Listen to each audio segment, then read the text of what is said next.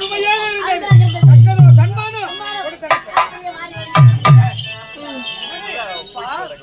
உனக்கு ஒரு நற்செய்தி. உண்மைதான். என்ன தெரியுமா? நீயும் சிறு குழந்தையாக இருந்து வாலிப பருவம் அடைந்து விட்டார். உண்மைதான். ஆகையால் தகுந்த நேரத்தில் சான்றோர்கள் உழைத்திருக்கின்றார்கள். காலம் அறிந்து பயிர் செய்கின்ற அதுபோல் தக்க பருவம் அடைந்திருக்கின்றார். உனக்கு நல்லது ஒரு மணமகளை பார்த்து திருமணம் செய்து வைக்க வேண்டும் என்பது தந்தையின் ஆசை. அது மட்டும் கிடையாது, எனக்கோ வயதாகி கொண்டே இருக்கின்றது. ஆகையால் உனக்கு மணிமுடி சூட்டி அறிஞரை அமர்த்தி மன்னராக பார்க்க வேண்டும் என்பது என்னுடைய ஆசை. எனக்கு திருமணமா? ஆமாப்பா, எனக்கு மணிமுடி சூட்ட போகிறேன். அப்பா, எனக்கு என்ன வயதாகி இருக்கிறது? போகட்டும் அப்பா, அதன் பிறகு நான் திருமணம் செய்து மணிமுடி ஏற்றுக்கொள்கிறேன்.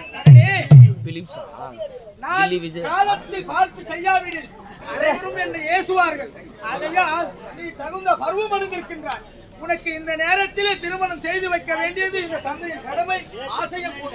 அப்படியா? என் வார்த்தைக்கும் மறு வார்த்தை கூற வேண்டாம். அப்பா, நான் பிறந்தவுடனே என் தாயானவள் சின்னஞ்சிறு வயதில் இருக்கும் பொழுது என்னை விட்டு பிரிந்திருக்கிறார்.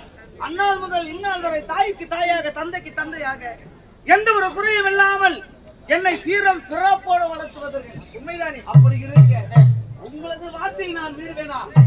உங்கள் விருப்பம் என்னவோ அப்படியா? அப்படியே தகுந்த ஒரு மணமகளை பார்த்து அழைக்கின்றேன்.